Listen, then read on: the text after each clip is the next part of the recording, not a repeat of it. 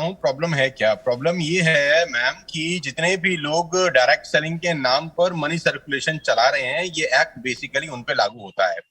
बहुत सारे लोग डायरेक्ट सेलिंग के नाम पर मनी सर्कुलेशन प्रोसेस चलाते हैं। 1 रुपए का जो प्रोडक्ट है उसका कॉस्ट, उसका एमआरपी, उसका रेट इतना ज्यादा डिमांड किया जाता है लोगों से, और वही बीच का पैसा लोगों में रोटेट किया जाता है। प्रॉब्लम यहां से शुरू हुआ। दूसरा प्रॉब्लम सबसे बड़ा उसके अंदर यह है कि रिक्रूटमेंट बेस्ड जो इंसेंटिव दिए जाते हैं कंपनीज के द्वारा, उसको रोका जाए। रिक्रूटमेंट बेस्ड रीबाइंग का प्रोसेस बहुत सारी कंपनीज में नहीं है, सिर्फ रिक्रूटमेंट बेस्ड पैसा दिया जा रहा है, जो मनी सर्कुलेशन एक्ट के अंदर भी इलीगल है। तो अभी इस लॉ के क्या कहते हैं फ्लोर पे आ जाने से बहुत सारी कंपनियां जो सिर्फ और सिर्फ मनी सर्कुलेशन चला रही हैं नेटवर्क मार्केटिंग के नाम पर, उन सब पे शिकंजा कसा जाएगा, और सही कंपनी जो काम कर रही हैं उनको बहुत अच्छा काम करने का मौका मिलेगा। अभी मैं इसमें एक बात और ऐड कर देना चाहता हूं कि जितनी भी कंपनीज पिछले 4 से 5 साल के अंदर रजिस्टर्ड हुई हैं, उसमें बहुत सारी कंपनी ऐसी हैं जो सिर्फ और सिर्फ मनी सर्कुलेशन कर रही हैं डायरेक्ट सेलिंग के नाम पर, और इसकी वजह से कस्टमर का बेहद नुकसान हो रहा है। और एक कस्टमर को भ्रम की स्थिति बनी रहती है कि इतना पाक साफ बिजनेस, इतना शानदार बिजनेस को वो एक शक की नजर से देखने आता है, क्योंकि 10 अच्छी कंपनी रहती हैं और उसमें से एक बेईमान निकल जाती है, तो बाकी सब लोग 9 को भी बेकार तरीके से देखना शुरू कर देते हैं। तो ये बहुत स्वागत योग्य एफर्ट है, और इसका जैसा कि सर बता रहे थे कि इसका इंतजार बहुत बहुत सारे सालों से था, और we are very thankful to the government of India कि ये फ्लोर पर आ गया है फंड। तो सोनू शर्मा जी, ये जो बिजनेस है ये कितना बड़ा है? और आपने यहाँ पे जिक्र किया पिरामिड और मनी सर्कुलेशन स्कीम्स का, जो कि डायरेक्ट सेलिंग कंपनीज कुछ चला भी रही थी। अब इस अधिसूचना के बाद इस तरह की चीज़ों पर, इन तरह के मामलों पर किस हद तक रोक लगेगी? इंडस्ट्री के विस्तार को लेकर ये कितना बड़ा कदम है? अभी फिलहाल अगर हम देखें तो मार्केट कैप के लिहाज से इन कंपनीज का कितना प्रपोर्शन है, और कितनी ज़रूरत थी इस तरह की अधिसूचना की, ताकि ग्राहकों को यह समझ में आए कि उनकी हितों का ख्याल रखने के लिए कोई ना कोई है, एक बॉडी है जो जिम्मेदारी लेती है, और आप अपनी शिकायत भी उन तक पहुंचा सकते हैं। मैम, सबसे पहले तो मैं आपके दर्शकों को और सब लोगों को ये बताना चाहता हूं कि पूरे हिंदुस्तान में डायरेक्ट सेलिंग जो अच्छी कंपनी है, जो सही कंपनीज कर रही हैं, एकमात्र ऐसा बिजनेस है जिसमें 100% वाइट की ट्रांजैक्शन होती है। आपको जान के बहुत हैरानी होगी, और कस्टमर को मैं बताना चाहूंगा, जितने भी कंज्यूमर्स हैं, कि जो सही कंपनीज हैं उसमें कोई भी बिलिंग, कोई भी प्रोडक्ट अगर सेल किया जाता है तो उसके ऊपर प्रॉपर बिल कटता है। आप कैश ट्रांजैक्शन नहीं कर सकते हैं, नंबर 1। नंबर 2, उसके ऊपर जीएसटी एप्लीकेबल होता है, जो गवर्नमेंट ऑफ इंडिया को कंपनीज डिपॉजिट करती हैं पर मंथ। नंबर 3, आपको जो भी कमीशन आता है वो टीडीएस करके, टैक्स कट के ही आता है। ये एकमात्र ऐसा प्रोफेशन है पूरे हिंदुस्तान के अंदर जहां 100% ट्रांसपेरेंसी होती है और लीगल सिस्टम अपनाया जाता है। आज ये करीब करीब 15,000 से 20,000 करोड़ रुपए का इंडस्ट्री है। नीति आयोग का खुद का ये मानना है, केपीएमजी का खुद का ये रिपोर्ट है कि अगर ये इंडस्ट्री सही रही तो 2025 तक करीब करीब 65 से 70 हजार करोड़ रुपए की इंडस्ट्री है, जहां एक आम भारतीय को रोजगार मिलने की अपार संभावनाएं हैं। आज हिंदुस्तान में आपको पता है कोविड-19 के कारण बहुत सारे लोगों को नौकरी की समस्या है, अनएम्प्लॉयमेंट अपने चरम सीमा पर है। ये एकमात्र ऐसी इंडस्ट्री है जो लोगों को अनएम्प्लॉयमेंट से मुक्त, जो प्रॉब्लम फेस कर रहे हैं लोग बाग, उनको एम्प्लॉयमेंट प्रोवाइड करा सकती है बनस्पत। इस पे आज ये जो नोटिफिकेशन आया है, ये ठीक तरीके से अगर लागू हो जाए, क्योंकि ठीक तरीके से लागू होना बहुत जरूरी है। कानून तो हिंदुस्तान में बहुत सारे हैं, अगर वो इम्प्लीमेंट ठीक तरीके से हो जाए तो मैं आपको बता सकता हूं कि 2025 में ये एकमात्र ऐसा उद्योग है जो बहुत सारे लोगों को, हजारों लाखों नहीं करोड़ों लोगों को एम्प्लॉयमेंट प्रोवाइड करा सकता है। बिल्कुल सही कहा आपने। जहाँ तक एम्प्लॉयमेंटेबिलिटी की बात है तो लगभग 7 मिलियन से ज़्यादा लोग हैं जिनको रोजगार मिल रहा है इस इंडस्ट्री के जरिए। और उसमें भी खास बात यहाँ पर यह है, उल्लेखनीय बात यहाँ पर यह है कि 50% से ज़्यादा तो इसमें महिलाएं हैं, और जिन अधिसूचना को कंप्लाई भी करना होगा। तो खन्ना साहब, सवाल अब यहाँ पर यह उठता है कि हम डायरेक्ट सेलिंग की जब बात करते हैं तो बहुत सारे अंतर्राष्ट्रीय ब्रांड्स का नाम यहाँ पर आता है। जो भी हमने केसेस धोखाधड़ी के या पारदर्शिता की हमने बात की है, कितना भरोसा मिलेगा या कितना एस्टैब्लिशमेंट में और आसानी मिलेगी इन इंटरनेशनल ब्रांड्स को अपने कदम भारत में रखने के लिए? क्योंकि हम बड़े बड़े नाम देखते हैं, एमवे, टपरवेयर, ओरिफ्लेम, कई तरह की ऐसी डायरेक्ट सेलिंग प्रोडक्ट्स हैं जो इन कंपनियों के हम खरीद पाते हैं। कहीं ना कहीं जिन पॉन्जी स्कीम्स की हम बात कर रहे हैं, मनी सर्कुलेशन की बात कर रहे हैं, इनके ब्रांड को हिट होता होगा इन सब की वजह से। अब ये ब्रांड्स किस तरह से स्टैंड आउट करेंगे? देखिए, जो मनी सर्कुलेशन स्कीम है वो इस इन इन रूल्स में कवर नहीं होते। तो कोई मनी सर्कुलेशन स्कीम अपने आप को डायरेक्ट सेलर कह के अपना काम नहीं कर सकता। ये एक इसकी इन रूल्स का एक फायदा होगा। उससे क्या होगा कि जो ये नंबर 2 का काम कर रहे हैं उनको पारदर्शिता अपनानी पड़ेगी और उसमें वो पकड़े जाएंगे। और इसका मतलब यह है कि जो नंबर 2 का काम करने वाले हैं उनके लिए मुश्किल हो जाएगा डायरेक्ट सेलिंग से अपने बिजनेस को बढ़ाना, क्योंकि इन रूल्स को वो फॉलो नहीं कर पाएंगे, और फॉलो करेंगे तो फिर वो एक्सपोज होंगे तो उनका बिजनेस जिस तरह वो चल रहे हैं उस तरह चल नहीं पाएगा, ऐसा मेरा मानना है। अब सोनू जी को क्या लगता है ये वो बताएंगे। जी सोनू जी।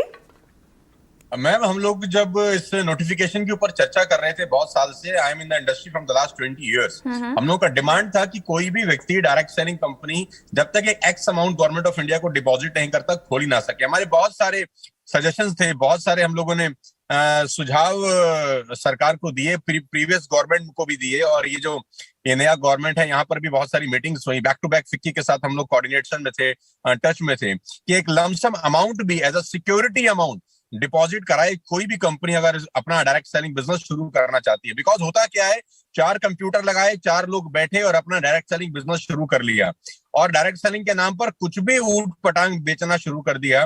वो प्रोडक्ट बेचने शुरू कर दिए जिसका रीबाइंग ही नहीं है, वो प्रोडक्ट जिसका क्वालिटी बहुत खराब है, वो प्रोडक्ट जिसका प्राइस इतना ज्यादा है कि एक आम आदमी की पहुंच से बहुत ज्यादा है। अब इस नोटिफिकेशन के द्वारा सर जो बता रहे थे खन्ना साहब, मैं बिल्कुल उनसे इत्तेफाक रखता हूं कि असली और नकली, जिसको कहते हैं दूध और दूध, दूध का दूध, पानी का पानी, ये हो जाएगा। और एक कंज्यूमर जो एक सयाना कंज्यूमर है, एक सया कस्टमर है जो अपना करियर बनाना चाहता है इस फील्ड में, वो बिंदास होकर इस प्रोफेशन को ज्वाइन कर सकता है और अगले 4 से 5 साल के अंदर अपने सारे के सारे सपनों को पूरा कर सकता है। अच्छा, जिस शिकायत के निपटारे की हम बात कर रहे हैं सोनू जी, ये ग्रीवांस रिड्रेसल की पूरी प्रक्रिया क्या होगी? अगर मैं एक ग्राहक हूं जिसे अपनी शिकायत का निपटारा करवाना है या अपनी शिकायत पहुंचवानी है, तो ये पूरी प्रक्रिया क्या होगी? किस तरह से मुझे अप्रोच करना होगा और शिकायत का निपटारा कैसे होगा? मैम, उसके लिए पूरा नोटिफिकेशन एक बार पढ़ना बहुत जरूरी है, क्योंकि नया नया नोटिफिकेशन अभी पूरा पब्लिश हुआ है। उसमें क्या अमेंडमेंट किए गए हैं, क्योंकि सितंबर में भी ये नोटिफिकेशन आया था, 2014 से चल रहा है ये एक्चुअली प्रोसेस। तो एक बार उसको पढ़ना पड़ेगा कि क्या अमेंडमेंट्स हुए हैं, क्या चेंजेस हुए हैं, उसके बाद इसके बारे में बात की जा सकती है। खन्ना साहब, आप बताएंगे ग्रीवांस है कि हर डायरेक्ट सेलिंग कंपनी को ग्रीवेंस ऑफिसर नॉमिनेट करना पड़ेगा, जिसको कोई भी कंज्यूमर अपनी ग्रीवेंस भेज सकता है, ऑफलाइन या ऑनलाइन, और एक नोडल ऑफिसर इनको नियुक्त करना पड़ेगा, और समय सीमा के अंदर जितने भी शिकायत आएंगे इसका निपटारा इन्हें खुद करना पड़ेगा।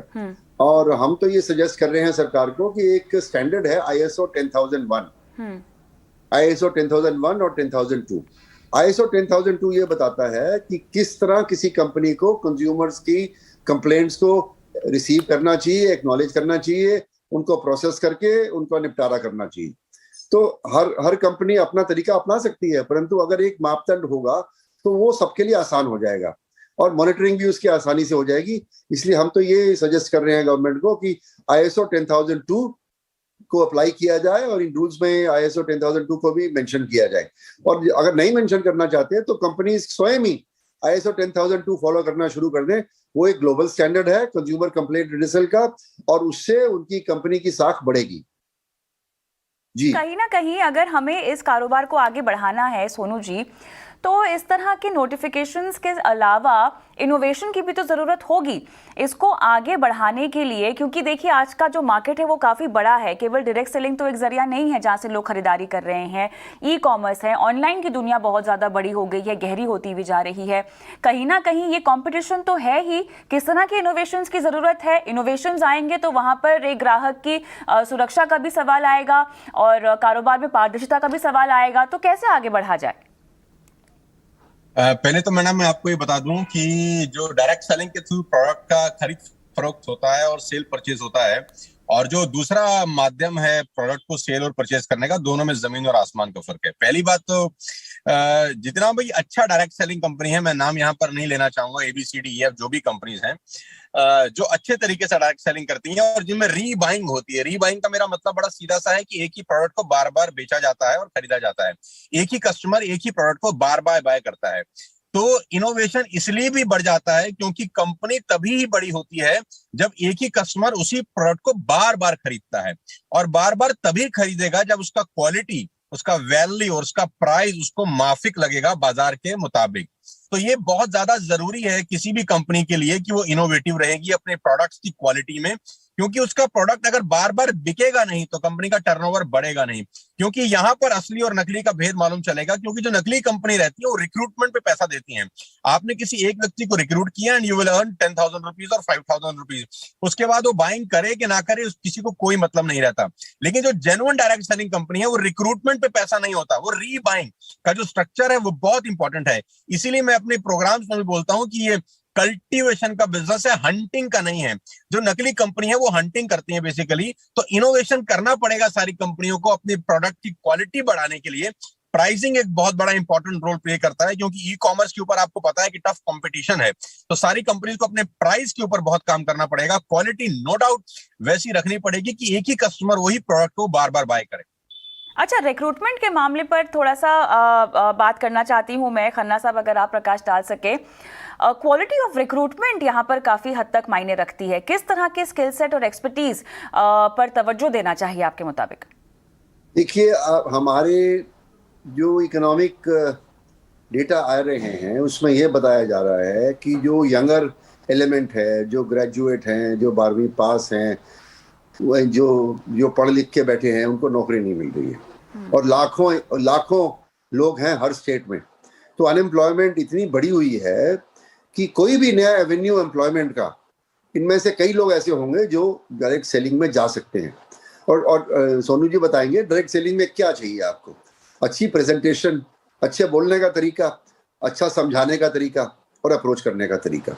और जो आदमी ये सब गुण रखता है वो डायरेक्ट सेलिंग में जा सकता है।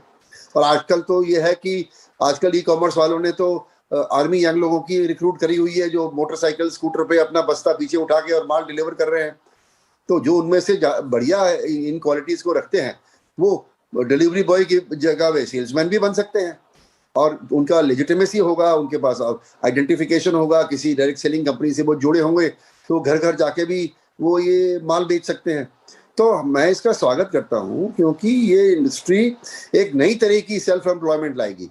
क्योंकि जो डायरेक्ट सेलर है वो उस तरह का एम्प्लॉय नहीं है जो तनख्वाह के बेसिस पे काम कर रहा है और जो दफ्तर में बैठा हुआ है। वो परफॉर्मेंस के बेसिस पे माल बेचेगा तो उसको पैसा मिलेगा, और माल बेच नहीं पाएगा तो पैसा नहीं मिलेगा। तो इसलिए ये बिजनेस को भी बढ़ाएगा और अपनी एम्प्लॉयमेंट भी जनरेट होगी, ऐसा मेरा मानना है। इसलिए मैं इसका स्वागत करता हूँ जी।